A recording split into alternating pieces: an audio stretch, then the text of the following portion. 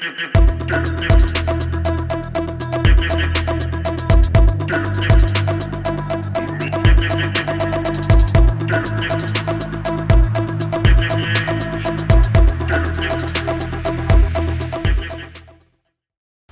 noite a todos, sejam bem-vindos ao 20º colóquio online do Observatório de História em Quadrinhos da USP.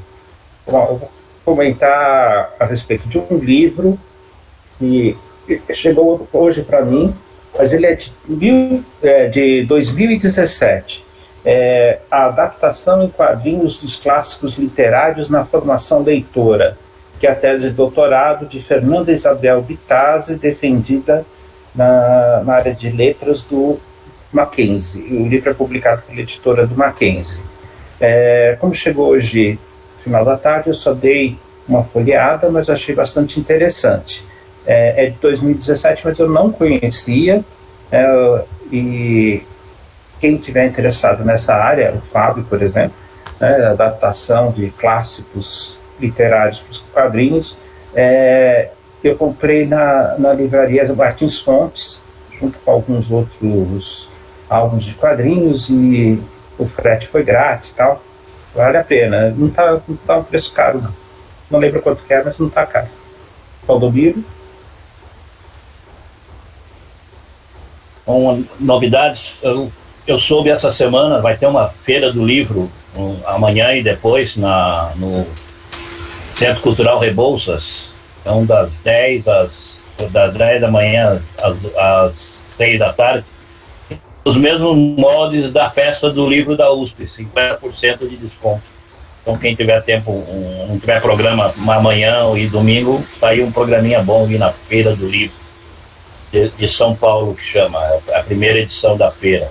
Então, não sei se vai ter muita coisa, mas sempre é uma oportunidade de voltar a frequentar livrarias. Eu que já não entro numa livraria há um bom tempo, né? Estou pensando seriamente em ir lá visitar essa feira. E acho que de novidades eu não tenho mais nenhuma. O Selby. Eu achei que eu tenho uma. Estou vendo aqui.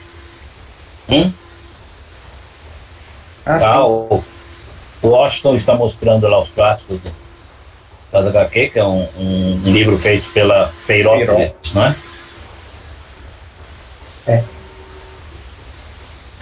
O Washington sem voz, está sem som. Tá sem o áudio. Não, o que eu ia falar mesmo é que continuamos com os vídeos do canal do Observatório, né? Se quiser acompanhar, os vídeos dos colóquios, os vídeos de discussão dos quadrinhos, continuam lá. Quase que semanalmente os vídeos estão sendo atualizados lá, então estamos com a audiência crescendo, os inscritos, então participem lá. Eu só peguei o livro porque o Roberto falou. Acho que esse livro, inclusive, foi dado numa das jornadas de HQ. Foi. Sim, esse aí foi. Eu ainda tenho alguns lá, se possível, alguém tiver interessado, acho que eu devo ter 2 ou 3 aí. Ainda lá posso até disponibilizar quando eu voltar na ECA, né? No final do mês. Mas então, bem, eu acho que podemos então ir para, já que está gravando, podemos ir para a apresentação. Temos hoje a apresentação do Fábio sobre o trabalho de conclusão de curso dele. Ele vai falar um pouco melhor. Eu coloquei que era trabalho de mestrado, mas depois ele me informou que é o TGI que ele realizou. Então ele vai explicar melhor sobre o que é o trabalho. Parece muito interessante. Vem com recomendação do Roberto, então se vem recomendação do Roberto Elisa, a gente sabe que é um trabalho. Tem palavra. Pode se apresentar. Então, se a parte do mestrado, assim, adoraria que fosse, né? Mas ainda estamos na parte do TGI ainda. Eu acho que o TGI seria tipo um intermédio entre a iniciação científica e o TCC, talvez. Ele é um pouco mais curto que uma iniciação científica. Aí ele funciona também como uma matéria, né? Então eu posso me matricular em 2, né? Uma você faz o projeto e outra você executa o trabalho em si, a pesquisa. E aí você entrega mais ou menos como se fosse uma avaliação também, né? O seu curso qual é? É letras. Eu faço... O seu curso é curso de graduação normal? Isso, bacharelado em letras. No caso, a gente pode escolher, né, os idiomas, a habilitação, então é sempre, normalmente é português e uma língua estrangeira. No meu caso é português e alemão. Eu acho que é isso, assim, né, dessa parte. A gente também não tem um TCC propriamente dito, né, no curso, então o TGI às vezes ele faz esse papel, assim, de ser um trabalho ali que você pode talvez fazer no final do curso, mas não necessariamente, né, como ele é uma matéria livre, você pode fazer em qualquer momento. Mas a ideia é essa, né? De ser mais ou menos um TCC, uma iniciação científica, porque acho que ele compreende os dois princípios, assim. Né? De fazer um pouco dessa ideia de pesquisa mesmo. E vocês já querem que eu abra a apresentação? Ou... Quer dizer, querem não, mas já é para abrir? Ou vocês vão falar mais alguma coisa? Pode abrir já, pode, fique à vontade. Então, vamos lá.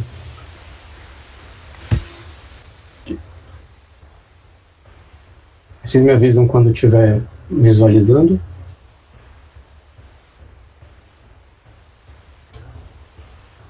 Ok, tá aparecendo. Já, legal. Só para avisar, a entrada de microfone aqui do meu computador, ela tá meio estranha, então se eventualmente o som do meu computador mudar é porque ele alterou pro microfone do notebook, né? Então aí enfim, vocês me dão um toque de repente se precisar, pelo menos eu puxar o computador para mais perto aqui. E, enfim, boa noite aí, professor Nobu também. Isso, acho que eu vou começar então. Bem, fazendo uma parte mais formal, né? Boa noite. Enfim, meu nome é Fábio e aí eu vou apresentar um pouco aí o meu TGI, enfim, que eu já falei como é que é o trabalho. E, enfim, o nome do trabalho é As Transformações de Gregor Samsa, né, Análise de A Metamorfose de Franz Kafka e suas adaptações em quadrinhos. Eu fiz ela pelo Departamento de Letras Modernas, né, da Faculdade de Letras, mais pelo alemão do que seria pelo português, apesar de ainda o trabalho ser mais em português do que em alemão, mas, enfim, quem sabe aí futuramente muda um pouco isso. Enfim, só me apresentando brevemente a parte... Enfim, do que eu faço na USP, né? Eu ingressei no curso em 2017, em Letras, e aí, na época do cursinho mesmo, que eu comecei a ter mais contato com como que funcionava a parte da universidade na pesquisa acadêmica. Enfim, antes disso eu nem conhecia exatamente como que a universidade pública funcionava, e, enfim, foi lá que eu comecei a ter um pouco mais de contato, assim, dessa parte de pesquisa e de como esses processos internos da universidade funcionavam. Aí uma das razões pela qual eu escolhi o curso de letras é mais pelo interesse em literatura e línguas estrangeiras, né, que é um curso que particularmente ele oferece uma gama de opções aí na área de estudo de línguas relativamente bem ampla. Então, eu acho que é um dos atrativos do curso, além de você poder estudar literatura referente a cada idioma que você optou por estudar, né? No caso, cada um, mas ainda assim você tem a opção, né? E aí, dentro da faculdade, eu descobri um pouco mais sobre a teoria literária, né, que seria a forma como os pesquisadores, talvez, encontraram de estruturar e analisar a literatura através dos conceitos que cada um, em sua respectiva vertente, desenvolveu, né, para ser feito. E aí, no caso, eu ter ido para a pesquisa de história em quadrinhos foi um pouco acidental, né, mas tem a ver com o fato de que de 2009 a 2015 eu estudei desenho, mais ou menos nesse período de 6 anos eu fiz 3 deles curso mesmo, numa escola que talvez vocês aqui do Observatório tenham alguma familiaridade, que é a Quanta Academia de Artes, que fica lá na Vila Mariana e etc. Enfim, tem um pessoal assim que desenha muito bem lá e enfim, eles tem esse contato próximo com o mercado de quadrinhos, etc. Então, o meu interesse por quadrinhos vem dessa época que eu comecei a desenhar. Eu já lia antes, mas talvez de forma mais, assim, não tão recorrente. Embora o meu interesse inicial para desenho fosse mais para a área de animação, com storyboard. Mas enfim, no desenho você acaba meio que atirando para todos os lados, assim. Nessa época você está estudando desenho, você vai fazendo um pouco de cada coisa, né? E esse painel que eu coloquei aqui foi um desenho foi um estudo de página que eu tinha feito para um projeto de um edital que eu e um colega da época a gente ia tentar concorrer, que era um selo que abriu chamado SESI Senai. que acho que era parceria com a Quanta, eu lembro se era SESI Quanta, Senai Quanta, alguma coisa assim. Enfim, eles ofereciam uma quantia, eu acho que você podia solicitar uma quantia X de dinheiro, e aí se você passasse do edital, eles davam esse dinheiro para você financiar esse projeto, enfim, pagar mais ou menos os custos, né? No caso do seu custo, né, de vida, de quanto desenhando como artista ou roteirista, enfim, quem estiver trabalhando, e os custos de produção, de publicação e impressão, se não me engano. Então esse painel aí foi um estudo de uma página que eu fiz. Eu tinha feito mais algumas outras, foram 5 páginas, e esse é o primeiro painel dessa página, assim, que a gente estava, enfim, tentando fazer emplacar. A gente não levou para frente isso, mas assim, foi o meu contato mais, talvez próximo com fazer quadrinhos de alguma forma, né? Eu nunca concretizei isso num quadrinho de fato, mas foram esses estudos assim. E, enfim, aí já indo um pouco mais para análise do trabalho, até para ser um pouco mais sucinto, né? O que eu analisei no trabalho, né? Foi a Metamorfose do Kafka, né? A versão traduzida para o português do Modesto Caroni, foi lançada pela Companhia das Letras. O texto em alemão, né, o Die Verwandlung, também obviamente do Kafka, numa edição possivelmente domínio público, né, o que meu professor recomendou de um site alemão que, enfim, disponibiliza. E aí na parte dos quadrinhos foi a Metamorfose adaptada pelo Peter Cooper, né, um cartunista, quadrinista estadunidense que já desenhou pela MED, né, ele acho que, eu não sei se ele foi o último, mas ele foi um dos mais recentes, assim, que pegou a tirinha do Spy vs Spy, né, para fazer, foi, enfim, uma das versões do Spy vs Spy foi dele, né, traduzido pela Cris Siqueira, pela editora Conrad, né, que também aí nos anos 2000, assim, no final dos anos 90 e começo dos anos 2000, ela tinha, eu acho que uma participação bem interessante no mercado editorial de quadrinhos, né. E por último, esse quadrinho europeu, o Die Verwandlung, von Franz Kafka, né, do Eric Corberan e do Richard Horne, que foi publicado na França, primeiramente, e depois traduzido para o alemão, né, enfim, por volta ali de 2010. E aí, no caso, assim, como que eu fiz a parte teórica, né, para, enfim, analisar esses 4 elementos? Eu usei principalmente a narratologia. Uma das vertentes dela foi pelo pesquisador francês, o Gérard Genette, nesse livro Discurso da Narrativa, que inclusive tem aí dá para encontrar razoavelmente uma edição antiga aí na USP, né, que ele estrutura o conceito de analisar uma obra literária através da narrativa e os desdobramentos que se dão através da narrativa, né? No caso, principalmente, acho que a ideia de história e de narração, né? Então, razoavelmente, assim, a narrativa seria o texto, né, o discurso produzido, né, e que, enfim, se efetiva ali a história, né? E a história, por si só, ela é o conteúdo dessa narrativa. Então, possivelmente, assim, os eventos e as coisas que acontecem vão estar organizadas de alguma maneira dentro da narrativa. E a narração, por sua vez, ela seria o que eu notei aqui, seria o ato de enunciação realizado pelo narrador. Então, através da narração, você tem a narrativa, que por sua vez organiza a história, né?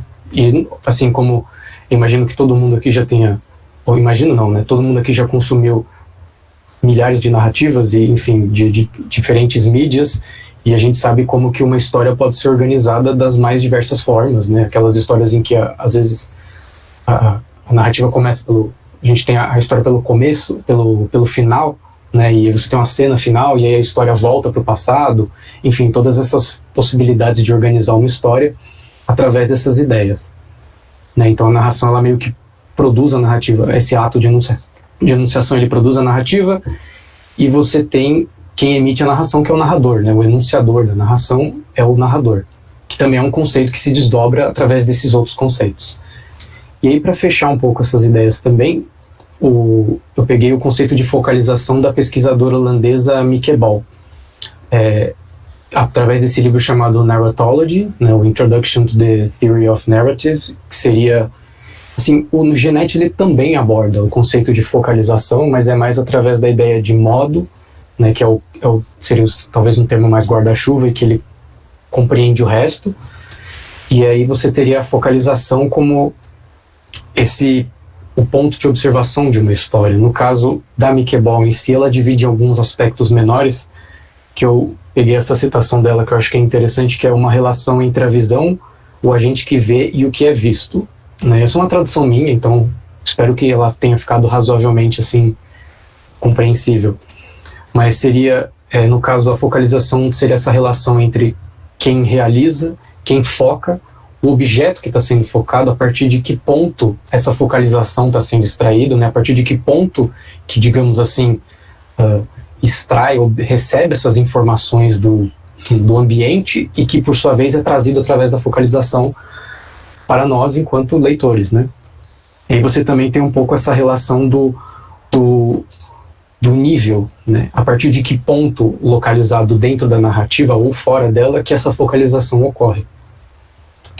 E aí, assim, para passar um pouco para o aspecto da teoria transmediática, que foi esses conceitos teóricos que eu achei que fazem a ponte entre a narratologia, né, que é um conceito mais pertencente à literatura, principalmente se você considerar o próprio Genet, né, que pensou isso tudo em relação à literatura. Ele inclusive usa aquela série de livros Em Busca do Tempo Perdido como uma base forte, assim, então é fortemente literária a narratologia. Né, e fazendo essa ponte para outras mídias, também os quadrinhos, mas outras mídias, né? No caso foram esses 3 livros principais que eu usei, que é o From Comic Strips to Graphic Novels, que seria, né, os conceitos transmediáticos focados principalmente nas histórias, aliás, unicamente exclusivo nas histórias em quadrinhos, né? E como o próprio título falou, né, de tirinhas até romances gráficos e tudo que tem entre esses dois, né, de tamanhos, formas e propostas diferentes, e como você pega conceitos da narratologia, inclusive pensando na narrativa, história, narrador e possíveis desdobramentos, e como você aplica eles nos quadrinhos, né, como você pensar dadas as diferenças, né, sempre considerando as diferenças em que as duas mídias operam, né, como que a literatura trabalha esses elementos nas infindáveis possibilidades, e como que, tanto em trabalhos originais, que não tem relação com a literatura, mas que fazem esses elementos a partir da construção de narrativa, que está presente nas outras mídias, né? E aí você tem o Transmedial Narratology, também desse pesquisador Ian Noelton, né? São os 3, tem participação dele, que é um pesquisador da Universidade do Nebraska, e curiosamente em parceria com pesquisadores alemães, né? Então, curiosamente, como passou por algumas áreas em comum. Enfim, esse é o doutorado dele, Transmedia Narratology, em que ele pega um pouco os conceitos da narratologia, refina eles, ou pelo menos trabalha eles da forma como convém a ele, né, como ele considera mais interessante para a pesquisa dele, e aplica eles em 3 mídias diferentes, no caso quadrinhos, filmes e videogames, né, como ele pensa a narratologia, a forma de construir narrativas em cada uma dessas mídias e aplicando elas. E por último, Storyboards Across Media, que seria parecido com os outros dois em pegar os conceitos da narratologia e aplicar em outras mídias, mas, se eu não me engano, é mais próximo do conceito de criação de mundo, que é uma coisa assim, talvez dos últimos, 20, 30 anos, não sei, de você construir um mundo de história e esse mundo derivar todo tipo de possibilidade de narrativa e de construção de histórias que vão muito além de uma história original que nasceu naquele mundo, né? Talvez coisas de spin-off, derivados e afins. E aí os conceitos da narratologia pensados a partir desse conceito de criação de mundos, né? De estruturação de mundos em diferentes mídias também. Então tem quadrinhos e várias outras coisas que cada pesquisador dessas compilações trabalharam. Tem um pouco só para fechar essa parte dos textos do Kafka, né, sobre o Kafka e a metamorfose, para eu ter mais ou menos assim uma base de ideia de sentidos e compreensões do texto dele, né, no caso da metamorfose, para que eu pudesse, enfim, ter um referencial razoável, além da minha leitura e das conversas com o meu professor, sobre enfim, ter mais ou menos os referenciais de sentido para poder transpor eles e pensar como eles vão estar acontecendo, se acontecerem, nos quadrinhos, né? Tanto na presença quanto na ausência de possíveis elementos e etc. Então, é uma base razoavelmente interessante para você ter os conceitos interpretativos da metamorfose. E aí, por último, as teorias sobre quadrinhos, né? A parte mais somente da mídia dos quadrinhos, que é inclusive uma velha conhecida de todos vocês, né, a Bárbara Postman, no Estrutura Narrativa nos Quadrinhos, né, a parte como ela faz a estruturação, talvez mais teórica, mais acadêmica dos quadrinhos, e como ela traz esses conceitos, e ela dá exemplos com outros, enfim, com outras publicações bem interessantes também. O viés um pouco mais, não tão acadêmico, mas ainda assim técnico e teórico da própria área, a partir de um quadrinista, né, que é o Scott McCloud, fazendo o Understanding Comics, em que ele fala e pensa um pouco sobre quadrinhos, curiosamente também numa publicação em formato de história em quadrinhos. Então é um livro muito legal de se ver e de se ler, uma vez que ele trabalha essas duas ideias juntas, né? E por último, outro conhecido de vocês, o Antônio Cagnin com os quadrinhos, né? Mas aí já é uma vertente mais semiótica, então um pouco mais talvez da linguística, inclusive é um mestrado dele pela Faculdade de Letras, né? Então ele analisando quadrinhos estruturalmente pela semiótica e, enfim, chegando nesse resultado, curiosamente também é orientado pelo Antônio Cândido, né? Então você tem essas ideias de quadrinhos, eu peguei um pouquinho de cada, assim, dessa vez, para falar de alguns elementos de quadrinhos, né? Obviamente das adaptações.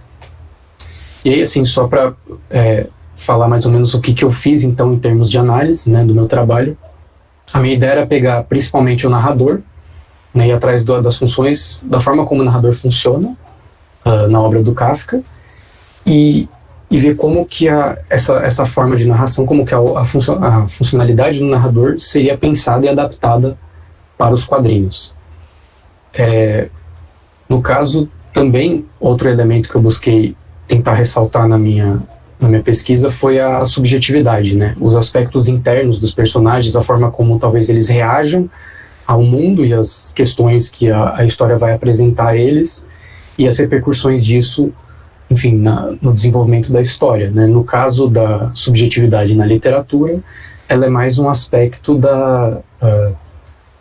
enfim, do textual. Você vai ter a explicação dos pensamentos, da interioridade do personagem, se a narração permitir que isso aconteça, né, se for colocado assim no texto, e no caso dos quadrinhos, ver como que isso foi pensado, uma vez que, né, o texto literário ele vai ser consideravelmente modificado numa mídia, né, que, como os quadrinhos, adapta texto e imagem, né? Então, como que você vai trazer esses elementos, né, internos nessas características visuais e textuais, né? No caso, a interioridade poderia ser pensada como os pensamentos, os desejos, as vontades, e a internalidade se manifestando, né, pelo personagem através das expressões faciais, da linguagem corporal e de qualquer outro recurso que o quadrinista eventualmente possa utilizar.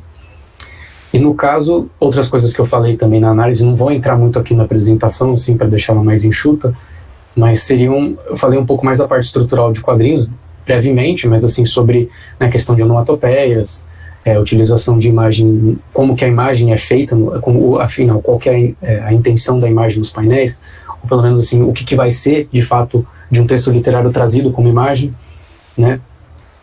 E a questão da representação dos personagens e alguns outros pequenos aspectos de linguagem e texto que, enfim, eu coloquei ali no trabalho, né? E aí, assim, na análise eu separei a obra do Kafka em 3 trechos. No caso, foi eu peguei um trecho de cada capítulo, né? A novela é dividida em 3 capítulos, eu peguei um de cada. E o primeiro, especialmente, aliás, os 3, né? Eles favorecem mais essa parte de identificar um pouco o narrador e as características do texto. E, enfim, que possam evidenciar como o narrador funciona, e depois para eu ver o que aconteceu na adaptação dos quadrinhos, né? Então, no caso, eu já peguei bem o começo mesmo, praticamente assim, a primeira frase, até mais ou menos umas 2 páginas depois, que é quando eu já consigo ver a focalização do narrador. Então, ver como que o ponto de vista dele funciona, qual que é o objeto que ele focaliza, que no caso é o protagonista, né? É a parte central, é a parte que orienta toda a narração do livro, né, da história do Kafka, e como que essa narração pode variar também, porque no caso, nos outros 2 trechos, você tem uma alteração dessa focalização. O narrador, embora ele permaneça a maior parte do tempo junto ao ponto de vista, junto à perspectiva do protagonista, ele alterna em alguns momentos, curiosos até, porque, né, você tem um padrão bem não sei se eu posso dizer, relativamente homogêneo durante a história e de repente muda, né? O narrador ele sai do protagonista e vai para outro personagem. Isso acontece no segundo e no terceiro capítulo, no primeiro não. Então você tem essa característica de narração fixa, focada num personagem, mas ela varia. Momentos chaves, pontos específicos, mas ainda assim varia. Né? E essa questão do narrador no Kafka ela é importante porque toda a construção talvez da narrativa e da história só seja permitida através da percepção do protagonista. Então, literalmente, o que ele vê, o que ele sente, o que ele percebe no quarto, na vida dele, a partir do momento em que ele se transforma, e o que ele passa, as situações que ele passa e a relação dele com a família, é o que o narrador transmite a nós, leitores. Então, você não tem como perceber aquilo na história da metamorfose que não esteja atrelada diretamente à percepção do protagonista. Então, qualquer coisa que eventualmente acontecesse fora da capacidade sensorial do Gregor, não é possível que a gente saiba. O narrador ele não sai do apartamento e do Gregor enquanto ele permanecer ali. Então a gente não tem como saber esses elementos. Então isso inclusive cria esse efeito interessante no texto do Kafka, que é uma discrepância entre o que ele descreve que está vendo e o que de fato está acontecendo. Então no sentido de, não, na verdade assim, a descrição do que ele vê, da ação literal, né, digamos física, concreta ali, e do que de fato ele percebe. Então você vai ver que muitas vezes ele acha que a irmã, o pai ou a mãe está fazendo uma coisa, enquanto que a descrição literal do movimento aparenta ser outra. Né? Então você tem essa dissonância entre o que ele pensa e o que ele vê de fato. E o narrador transmite isso da forma, né? O Kafka constrói isso de uma maneira muito, muito incrível, enfim. Aí você tem esse exemplo, que seria Não Era um Sonho, seu quarto, um autêntico quarto humano, só que um pouco pequeno demais, permanecia calmo entre as quatro paredes bem conhecidas. É um referencial disso, essas quatro paredes bem conhecidas, esses pequenos detalhes de como ele percebe o quarto dele, tem muito mais a ver com o entendimento do Gregor, da realidade, do que necessariamente o narrador obtendo essa informação por si só. Né? O acesso do narrador ao pensamento do Gregor é o que permite que a gente compreenda a percepção dele do próprio quarto. Né? Aí, no caso, também identificar um pouco o narrador enquanto o posicionamento dele da história. Então ele é essa figura que está exterior à história, ou seja, ele não é um personagem inserido dentro da metamorfose, ele não é uma testemunha que, sei lá, está escrevendo as memórias do que ele viu no apartamento, não, ele é essa figura e essa instância que não necessariamente é corpórea, não necessariamente está ali na história, mas que ele registra os eventos, porém atrelado diretamente ao personagem principal, né? Então tem essa questão da heterodiegese, que é a ausência do narrador da história que ele conta, porque ele não faz parte dela, e a extradiegese, que é o nível em que ele atua em relação a ela. Então ele seria uma instância narrativa acima de qualquer outra. Né? Não existe uma história a qual ele está inserida. Né? Ele está acima da história que ele conta, posterior a ela, porque a história é sempre contada no passado, né, no pretérito. Então você tem essas características que permitem colocar esse narrador dessa forma na história do Kafka, e também depois pensar como que isso vai ser trazido para os quadrinhos, né? E aí você pensa um pouco também pela parte da descrição, né, do texto em si, que toda a parte dos cenários que a gente tem no texto literário, enquanto obviamente, né, as frases descrevendo os cenários, como é que é a aparência de tal coisa e etc., aqui elas vão ser diretamente adaptadas em geral para os painéis. Então a gente já vai ter os desenhos e as ilustrações representando os cenários, talvez atrelando algum valor específico que tenha sido trazido pela percepção do Gregor, mas ainda assim, em geral, os objetos nas duas adaptações permaneceram relativamente como nessa composição de cenário. Né? E aí a questão dos aspectos internos, né? Como que a subjetividade que ela está representada no texto literário vai acontecer. Então, no caso, a gente tem um pouco, né, toda a parte interna do Gregor, e angústia é uma coisa que ele sente constantemente nessa história, né, e os conflitos dele vão estar um pouco na voz direta, que é quando o narrador permite a vocalização própria, ele cede, como o próprio Genete diz, ele cede o espaço da narrativa para a própria voz do personagem. No caso do Gregor, como ele não consegue mais falar, articular a linguagem enquanto um ser humano, a voz direta vai ser, na maioria das vezes, os pensamentos dele. Na verdade, sim, o Gregor ele até entende o que ele fala, mas ninguém mais compreende. Né? Ele não tem mais a capacidade de articular a linguagem para as pessoas. Embora a gente consiga ver a voz dele mesmo, a gente vê quase que a tradução da voz dele enquanto o ser transformado, né? O inseto que ele se transformou.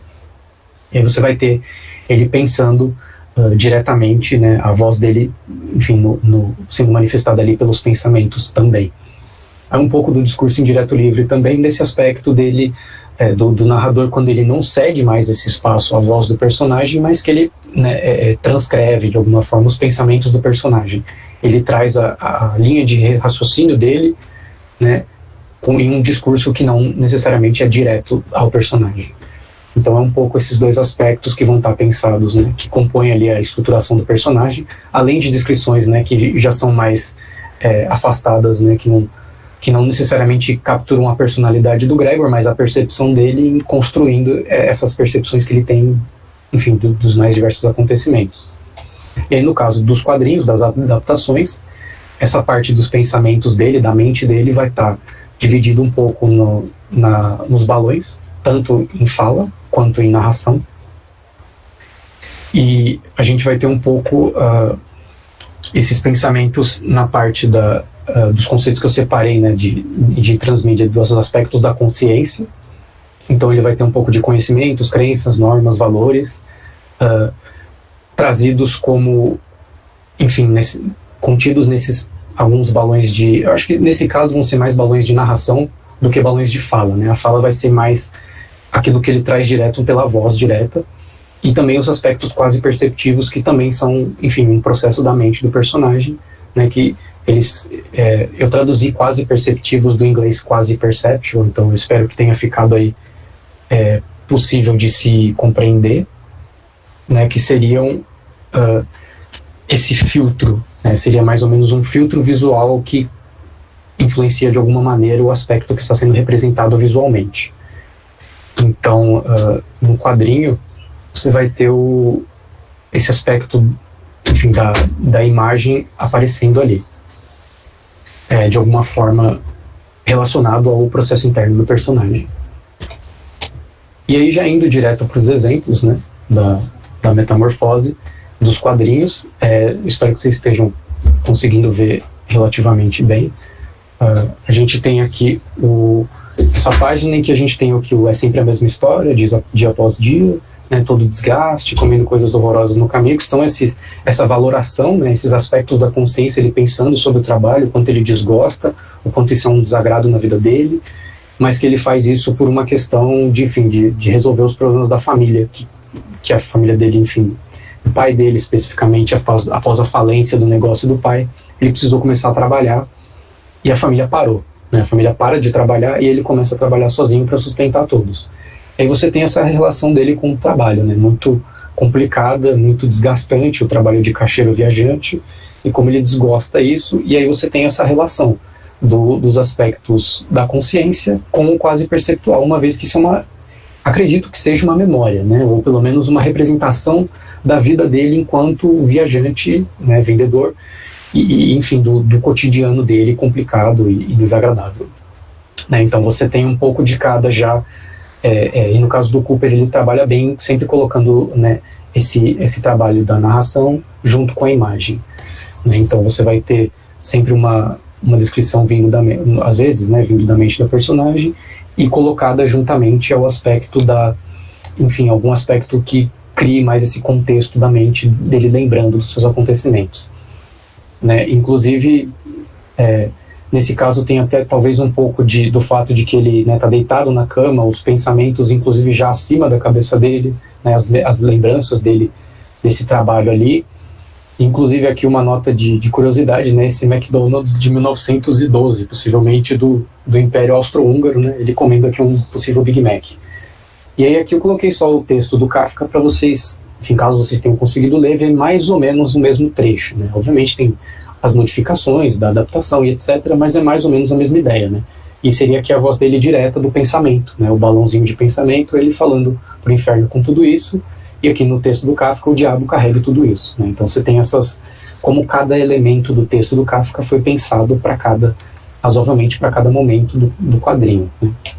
Eu coloquei um pouco essa parte também, porque eu acho que é um trabalho muito legal do Cooper praticamente essa metáfora visual, né? Ele pega esse conflito interno dele em relação ao trabalho e cria essa cena em que ele está, enfim, espremido dentro de uma ampulheta.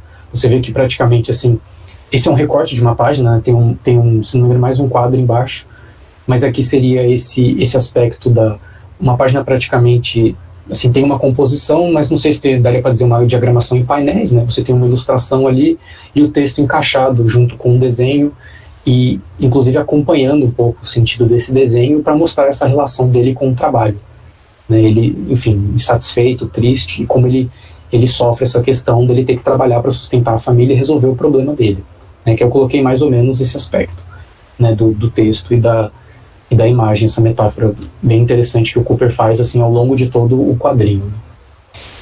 Enfim, aí nos artistas, né, no Coberhan e no Horn, a gente tem um pouco mais, assim, talvez uma abordagem um pouco mais convencional, talvez de você ter, né, uma distribuição de painéis relativamente mais, né, tradicional, convencional, de que, enfim, você não tem enquadramentos muito fora de uma norma, embora ele tenha esses quadros sempre meio deslocados, né? Principalmente quando aparece a figura do Gregor, a gente vê bastante esses quadros mais desalinhados, então é interessante ver que possivelmente talvez isso tenha a ver com o conflito interno dele enquanto uma figura transformada, as angústias que ele passa sempre tá as cenas que ele aparece, o Gregor, não todas, mas às vezes esses recortes, esses painéis menores contidos nos maiores, eles estão sempre meio tortos, né? E aí a mesma ideia, né? Trazendo os aspectos da consciência, ele fazendo a valoração, ele pensando sobre o trabalho. Então, inclusive, o Horn e o Coberhan, eles apoiam bastante no texto, então você tem valores narrativos um pouco maiores, assim, um pouco que contém mais informação, e as imagens, né, conversando com essa relação com o texto, e um pouco mais disso, desses filtros, né, ele lembrando da passagem, da relação, enfim, do trabalho com os trens, a questão de perder o horário, das pessoas frias, das refeições ruins, aqui é uma sopa, talvez rala, aguada, né, e como ele vê esse aspecto do trabalho dele, né, inclusive no caso deles, um pouco mais assim, essas cores mais desaturadas, então é muito tom de marrom, muito tom de cinza, né, que acontece, isso varia também um pouco conforme a cor do seu monitor. O meu monitor tudo fica muito cinza, e aqui fica mais ainda, né? Mas tem também esse estilo de arte puxado um pouco, pelo menos para mim, né? Puxado um pouco para o Mike Mignola, do Hellboy, né? Muita mancha preta, muito recorte de mancha preta, e criando é muito pesada a atmosfera que ele criou nessa história, né? Embora o Cooper faça tudo em preto e branco, eu acho que talvez a expressividade e a capacidade dele enquanto cartunista deu uma não vou dizer uma leveza, mas cria uma dinâmica diferente, né? Não tão opressiva, de certa forma. E aí, um pouco já para o segundo trecho, é o momento em que muda os parâmetros da história, em que, assim, no começo a gente vê, no primeiro trecho a gente vê, né, no começo da metamorfose a gente vê como ele já transformado, as consequências, né, a reação inicial de todos com essa transformação, e como se estabelece numa rotina depois do segundo capítulo, né? A partir do segundo capítulo, a família tranca ele no quarto e eles passam a alimentar, cuidar dele, né, com muitas aspas, de forma a manter ele ali preso no quarto, porque eles têm pavor, eles têm asco, eles têm com mais completa repulsa pela figura do Gregor. E aí você tem essa rotina de como a irmã mais ou menos acaba se colocando nessa posição de cuidadora dele, enquanto os restantes ficam meio pai, ele se afasta completamente do filho, ele já agride o filho, porque ele chuta ele para dentro do quarto, né? E aí a gente vai ver pela primeira vez essa mudança de focalização do narrador, no momento em que ele vai sair do Gregor e vai ir para a irmã, né? E aí eu peguei essa citação também da Mickey Ball, que no caso a focalização também pode ser uma maneira a qual um objeto é apresentado, dá informações sobre o próprio objeto, assim como do focalizador. Então, a mudança de focalização da irmã, do Gregor para a irmã, serve também muito para atingir a relação dela com o irmão, e como ela vê o irmão a partir da transformação. Você tem a forma dela com o irmão antes de descobrir que ele se transformou, e agora você vê como as coisas começam a gradualmente se modificar, até o final do segundo capítulo, que já é uma crise, e o final do terceiro, que enfim, de certa forma talvez o clímax de todos esses conflitos internos da casa, né, do apartamento. E aí ver como eles vão trabalhar, como os quadrinistas razoavelmente trabalharam esses elementos entre os familiares e o Gregor, principalmente no caso a irmã, né? E aí eu também falei um pouco, não tanto aqui na apresentação, mas eu falei um pouco das interjeições e das onomatopeias, principalmente através do texto da professora Selma Meirelles, né? Ela tem 2 textos muito legais sobre onomatopeia, interjeição e como eles funcionam no quadrinho. Enfim, aí eu peguei um pouco disso também para falar, né, como isso pode servir para construir a relação entre, né, esses aspectos da relação completamente textuais do texto do Kafka para o quadrinho, né. Se vocês me derem só um segundinho, eu vou beber um pouco de água. Eu já falei muito. Mas enfim, no caso aqui eu separei mais ou menos o trecho logo no começo do segundo capítulo, quando a irmã visita o Gregor talvez quase pela primeira vez. Ela deixa uma tigela de leite para ele se alimentar, e o Gregor vai descobrir inclusive que ele não gosta mais de, digamos, comida humana, por assim dizer. Pelo menos não ela no seu estado fresco. E aí, o que eu separei esse trecho também já textual, que tem o Santo Deus, em algum lugar ele havia de estar, não podia ter voado embora. Que esse é o momento em que o narrador sai do irmão e vai para ela, né? Ele traz esse pensamento em voz direta dela. E, de certa forma, o Cooper não trouxe isso, pelo menos textualmente, né? Então você tem aqui essas duas cenas que mostram um pouco, inclusive é uma coisa bem, acho que icônico da cultura pop, né? Esse personagem se esgueirando pela porta, ele olhando por uma fresta, ao invés de adentrar num cômodo, enfim, no lugar que a porta está, né, separando eles. E aí ela olha pro irmão já com esse receio de ver a figura dele, e quando ela encontra, ela já manda essa interjeição, né? O arg, tipo essa exclamação de preocupação, de medo, desespero em relação a ele. Aí ela bate a porta, né? Inclusive você tem essa sequência de movimento muito boa do Cooper, né? Que ela fecha a porta, a maçaneta gira e ela volta. E aí ela pega a tigela que não tinha sido praticamente tocada, inclusive num trabalho muito legal que ele praticamente é como se ela estivesse tirando a tigela do primeiro quadro, né? Ele desenha aqui, não é nem um quadro, né? Mas enfim, essa primeira cena, ela tá aqui e ela tira a tigela dessa primeira cena, você tem as linhas de movimento e ela fecha a porta. Então você tem essa forma de colocar sempre uma parte do corpo dela, a cabeça dela olhando, para trazer um pouco essa repulsa que ela sente pro irmão, uma vez que ele optou por não colocar isso num texto, num balão de pensamento, que poderia ter acontecido, né? Assim, era uma opção, né? Mas ele optou por fazer essa relação, e eu acho que ele convém razoavelmente bem, assim, ele coloca ela, né, apresentando, enfim, se amedrontada, até a expressão facial, né, preocupada, enfim. E você tem a continuação dessa sequência, né, que é ela pegando esses alimentos de fora e jogando no quarto dele esses alimentos que ela provavelmente achou no lixo.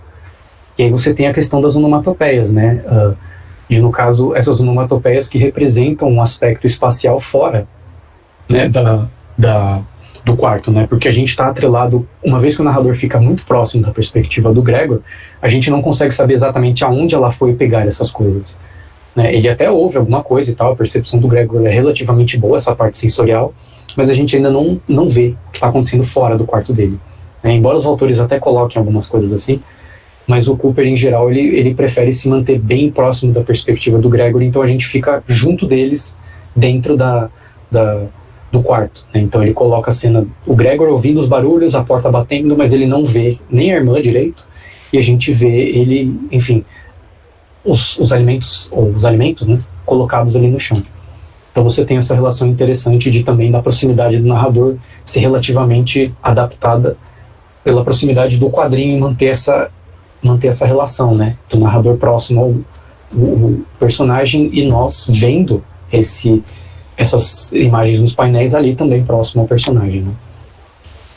E aí um pouco do Corberan e do Horn, eles foram um pouco mais sintéticos, né, essa sequência ficou um pouco mais curta, ele então, de certa forma, assim, ele aumenta o espaço, né, o intervalamento entre as cenas, né, os painéis, né. Tem um pouco aquele conceito do Scott McCloud, né, de fechamento, do closure, como que você pensa as lacunas entre os quadros, né. Não cheguei a abordar isso muito no trabalho, mas eu acho que é um pouco esse princípio, né.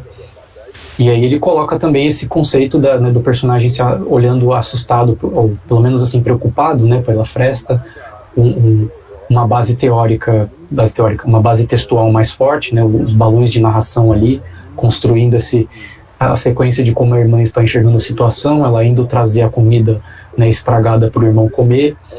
Você tem um pouco esse trabalho da cena, né, essa quantidade excessiva de sombra sempre, né, bem colocada de forma bem interessante. E aqui no final você também tem um pouco o Gregor se alimentando, né, ele se alimenta aqui, né, também. Mas aqui ele coloca um pouco essas onomatopeias, né, que eu particularmente coloquei no trabalho como se fosse essa ideia do fato de que, como ele já está transformado, ele já não é mais, ele está nessa forma inumana, você tem um pouco essas onomatopeias bem distorcidas, bem, digamos, rabiscadas, assim, como se fosse talvez um mastigar de um ser que já não tem mais uma mandíbula animal, né, esse barulho mais alto, talvez. Então você tem esse aspecto da construção dos dois quadrinistas de criar visualmente esse receio que a irmã sente, porque em ambos os casos não foi colocado isso na focalização, uma voz direta para ela. Ela não tem o pensamento, né? A gente não tem acesso, em geral, ao pensamento de quase nenhum personagem em nenhuma das duas HQs. Se eu não me engano, no último capítulo, o pai, pela primeira vez a gente vê um pensamento dele, mas não é muito comum isso acontecer. E aí, por último, né, o terceiro texto, já encaminhando para o fim aí, eu já coloquei ele bem mais próximo ao fim da história, né? Inclusive aí, né, spoilers, para quem eventualmente não conheça o texto, enfim, sei lá, você pode mutar 15 segundos ou 20 mais ou menos do que eu vou falar, mas, né, o momento, né, que o narrador vai mudar é justamente quando o Gregor ele morre. Então, a partir da morte dele, né, não há mais como você ter uma focalização do narrador, não há mais pensamento, não há mais nada ali, né, a não ser que de alguma forma a história fosse sobre o pós-vida, mas não é. Então, como a gente permanece naquele apartamento, o narrador precisa sair do Gregor e precisa de outro ponto de focalização. E no caso vai ser a própria família, principalmente, se não me engano, a figura do pai. O pai aparece mais, a mãe aparece um pouco, a irmã a gente nunca tem um acesso completo a ela, a gente tem aquela mudança no segundo capítulo e depois não tem muita coisa sobre ela. Então você tem também essa mudança, eu diria, na tonalidade da narrativa. A história muda de tom. As coisas que eram opressivas, que eram extremamente graves, tensas, complicadas, perturbadoras por parte da sensação que o Gregor causa na família, mudam completamente. Nesse final, mudam de uma forma muito drástica. Assim. O que é complicado você pensar na forma como a história se desenrolou. Então, assim, nesse momento a gente tem do Corban e do Horn, a primeira, na verdade, assim, nesse caso não é a primeira, mas no texto do Kafka é a primeira vez em que, de fato, eles saem do apartamento. A gente permanece no texto do Kafka até esse momento dentro do apartamento, o narrador, nós e o Gregor, a gente fica lá, a gente tem acesso a algumas coisas do apartamento, até talvez do conhecimento do Gregor, né? Ele já mora há alguns anos lá, então ele sabe como é o apartamento, mas a gente não vê as coisas. E aí é a primeira vez que a gente vê uma cena externa, um momento externo. No caso do Horn, eles optaram por fazer umas tomadas aéreas, umas cenas externas da cidade antes desse momento. Então a gente já tem uma construção da cidade exterior que normalmente a gente não veria no texto do Kafka e não vê praticamente no Cooper também. Embora o Cooper ele saia um pouco do quarto, mas permaneça próxima à porta e o quarto em si, a gente não acompanha muito isso. E aqui nessa HQ eles constroem um pouco a cidade, inclusive referenciando, eu acredito que tenha sido mesmo a cidade de Praga no século XX, ali para 1912, que é inclusive, se eu não me engano, a publicação da Metamorfose, né? Primeiro ano de publicação. Então eles pegam mais ou menos, eles compõem visualmente, né, a Metamorfose através dessa época. E aí a gente tem eles saindo para um passeio de bonde, né? Uma coisa, inclusive, de certa forma estranha, uma vez que uma pessoa da família acabou de falecer e eles saem para dar um passeio.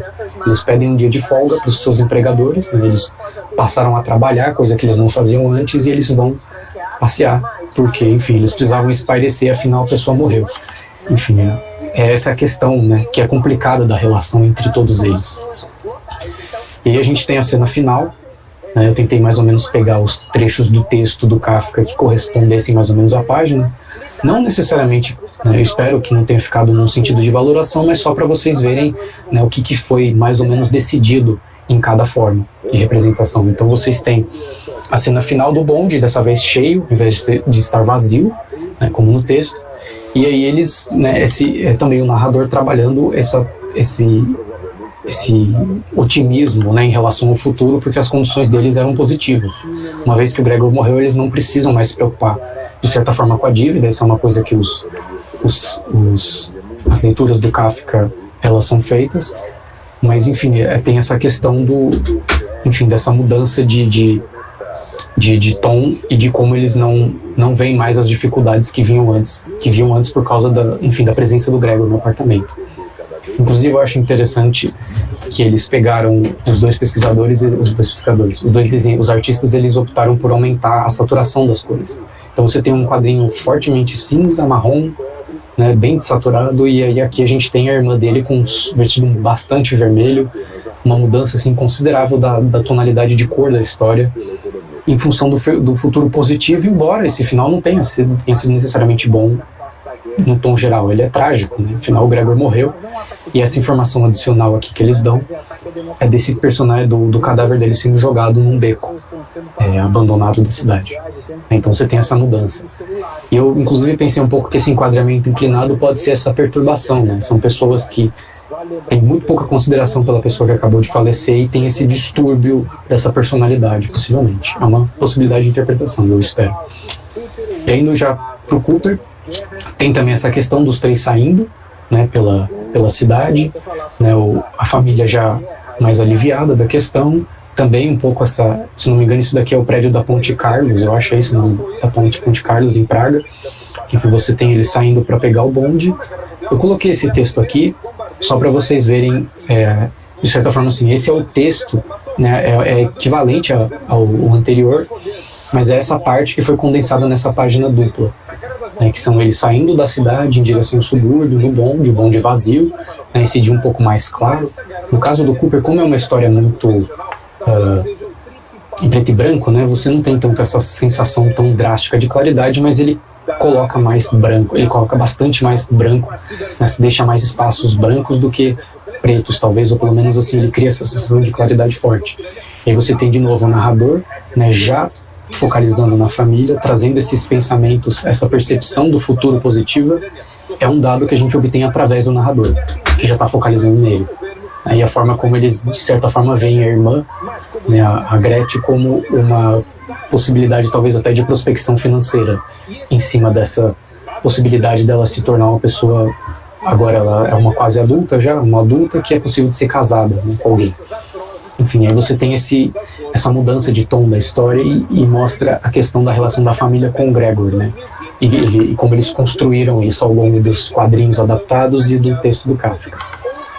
Eu acho que para fechar aqui, já acelerando aí a conclusão, então a ideia do trabalho foi essa, né? De trazer as características do narrador, ver o funcionamento dele, como foi para cada um adaptar, né? Como cada quadrinista optou através de selecionar, organizar e representar o texto original do Kafka em relação aos quadrinhos, como que eles realizaram isso, que recursos dentro das inúmeras possibilidades que o quadrinho dá através da combinação de imagem e de texto, de criar esses efeitos, de trazer essa questão das complicações da relação entre o Gregor e a família, né, dessa sensação do isolamento, da prisão que ele passa a ter no próprio quarto, né, e de como trazer essa questão, por exemplo, no segundo capítulo, quando você vê o clique da fechadura, você vê que a irmã está trancando ele por fora, como que eles usam, né, as onomatopeias, as interjeições, para compor esses elementos de relação entre os personagens, né? E como cada um, através da própria leitura, eu acredito, né, da interpretação deles do texto do Kafka, eles chegaram a essa conclusão, né? E no caso aí eu peguei essa citação desses dois pesquisadores, que a transmídia significa que uma história contada em uma mídia pode posteriormente ser recontada em uma diferente mídia, mas dadas as especificidades midiáticas, o resultado nunca será o mesmo. Então, também graças, eu acredito, ao próprio texto do Kafka, que é muito bem escrito, e enfim, um dos escritores mais importantes aí da literatura mundial, justamente a quantidade de sentidos que você pode extrair da história dele e como cada artista, quando lê, vai ter a sua própria versão e, possivelmente, sendo quadrinista, fazer sua própria adaptação e encontrar esses efeitos e, enfim, recriar toda o que faz o texto do Kafka ser tão interessante, mesmo depois de praticamente agora já mais de 100 anos da publicação dele, e como é um texto que vale a pena ser lido até hoje, tanto no formato original e nas versões únicas e, né, no resultado individual e característico de cada artista na sua forma de representar essa história. Então acho que é isso. Muito obrigado aí a todos. Coloquei um vielen Dank em alemão também. E é isso, muito obrigado aí pela atenção e pela paciência. Espero que tenha ficado razoável e vocês tenham se interessado. Então acho que é isso. Muito bom, Fábio. Obrigado, Fábio. É muito interessante. Saudimos aqui. Compartilhar. Então podemos ter uns 10 minutos aí de perguntas e agradecimentos. Se alguém tiver alguma observação, alguma pergunta para o Fábio, pode levantar. Tem uma pergunta. Tem uma pergunta aí que eu não sei quem. Eu só queria agradecer ao professor Helmut, parabenizá-lo pela orientação. Sim, Parabéns, professor Helmut. Eu tenho uma pergunta também para o professor Helmut também, depois gostaria de fazer. Eu também agradeço a orientação de qualquer forma, porque ajudou bastante. Foi imprescindível. Eu queria perguntar para o professor Helmut como que foi a experiência de orientar um trabalho sobre histórias em quadrinhos. Você já tinha tido essa experiência antes? E como que foi oferecer também a possibilidade que ofereceu ao Fábio de fazer um trabalho sobre os quadrinhos num curso de alemão? Então, essa pergunta que eu faria para o Helmut, agradecendo também a sua presença, foi muito bom. Bom, se vocês quiserem, posso responder já. Na realidade, minha socialização de leitura foi feita parcialmente com quadrinhos, né? Eu li Disney e os quadrinhos que estavam no mercado na Alemanha nos anos 60. Depois li coisas super-heroes e no início dos 70 comecei a ler Crumb e outros quadrinhos de underground. Mas isso nunca entrou nos meus estudos, digamos, né? Ultimamente, uns 5 ou 6 anos atrás, um grupo de estudos da UFMG me convidou para fazer uma palestra num ciclo deles sobre a Primeira Guerra. E aí eu apresentei algo sobre umas 6, 7 livros de quadrinhos, inclusive conhecidos franceses, né, e alguns alemães que representaram a guerra, né, naquele momento. Era uma certa conjuntura no centenário. E aí eu fiz alguns trabalhos sobre quadrinhos, mas eu não tenho essa experiência na análise. E quando o Fábio mencionou que ele tinha essa experiência em desenhar, eu achei que um trabalho dele poderia ser muito bem algo dedicado a essas adaptações da Verwandlung.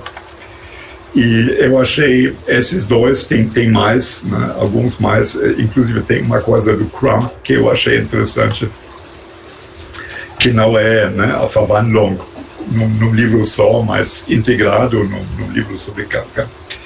Então, para mim foi uma experiência muito boa, muito interessante.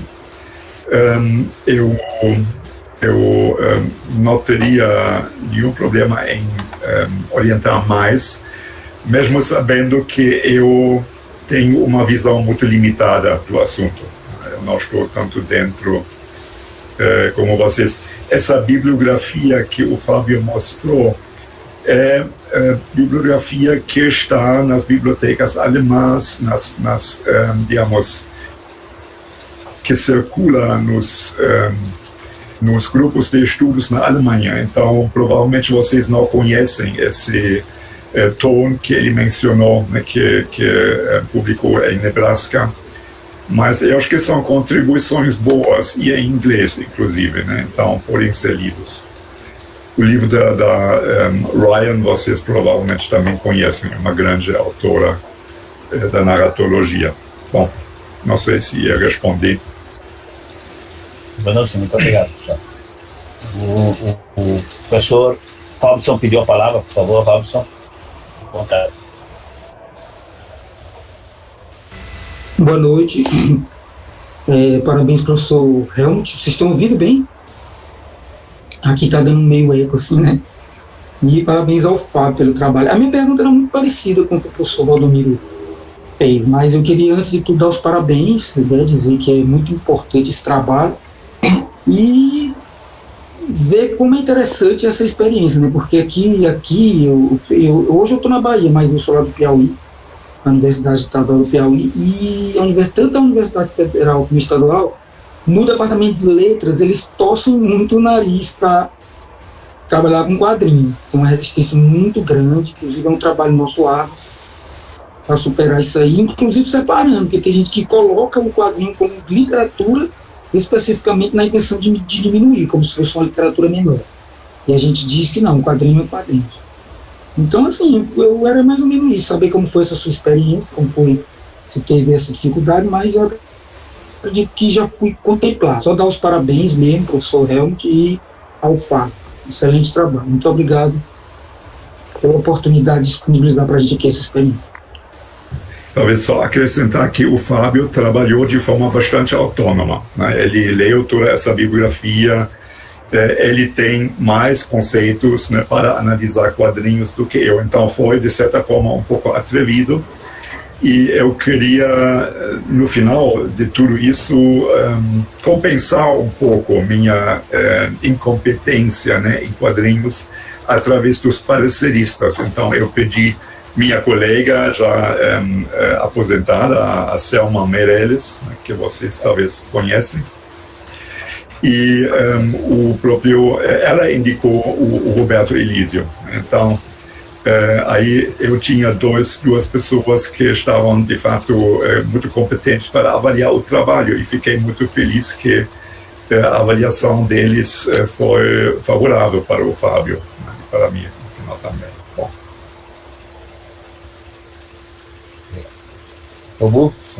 Oi, boa noite para todos, boa noite ao Fábio. A minha dúvida, mais ou menos, né, foi esclarecida, ou pelo menos foi citada pelo professor Helmut, que é a adaptação da Metamorfose pelo Crumb.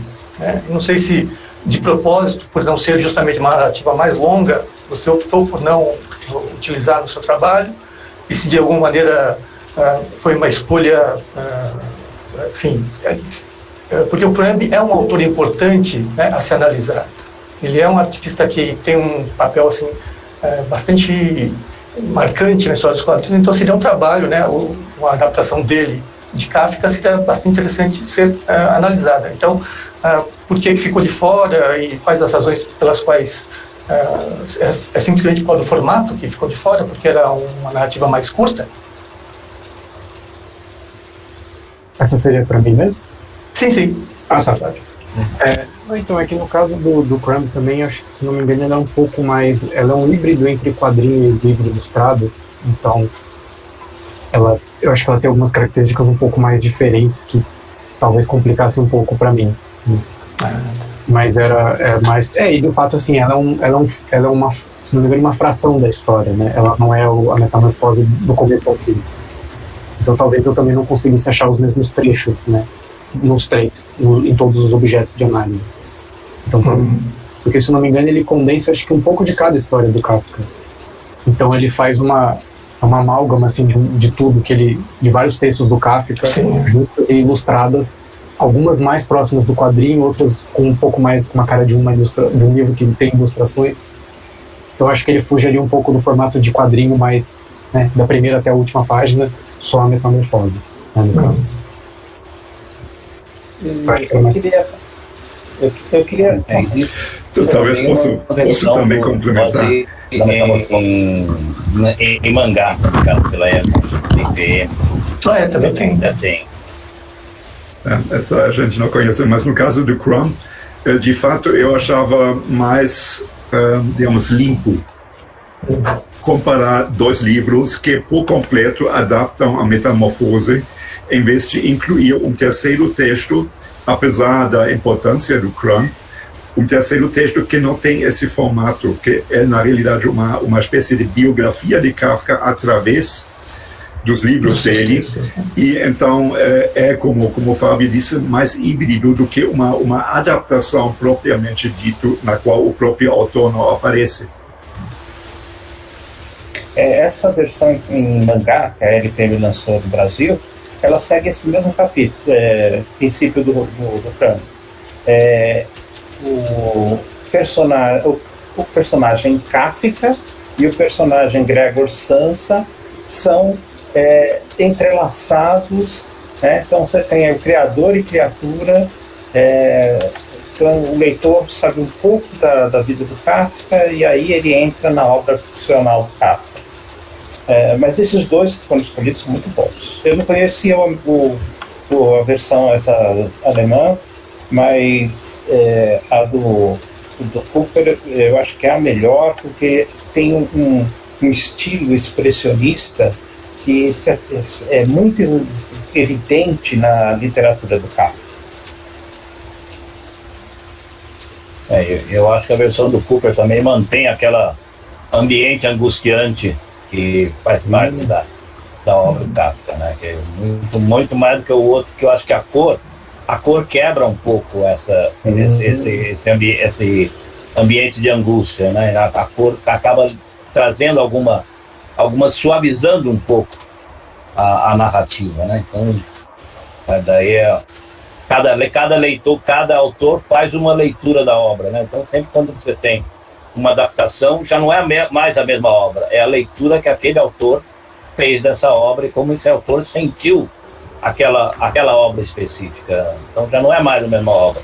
É a metamorfose do Cooper, vista pelo Cooper ou vista pelo outro autor. São obras diferentes. Tem semelhanças com a obra original, mas não são mais aquela obra original. Já acrescentou alguma coisa, perdeu outras, né? E assim cada leitor vai experimentar, o leitor vai experimentar a Kafka por meio do Cooper ou por meio do outro autor. Sempre vai ser um experimento daquele autor, vai ser uma experiência com aquele autor que é semelhante à leitura da obra, mas não é a mesma coisa. É isso, concordo plenamente. Então, acho um trabalho muito interessante. Continue nessa linha, Fábio, se puder continuar seus estudos, continuando estudando quadrinhos, continue, que tem bastante trabalho pela frente, tem muitas possibilidades de você estudar quadrinhos, né, nessa sua área. Continue aí. Quem sabe daqui a algum tempo a gente está te recebendo para você apresentar seu mestrado na área de quadrinhos e não mais no TGI, né? Para daí eu não errar no convite como eu ia saber. Então, um prazer, agradeço ao professor Helmut por estar aqui conosco, um prazer muito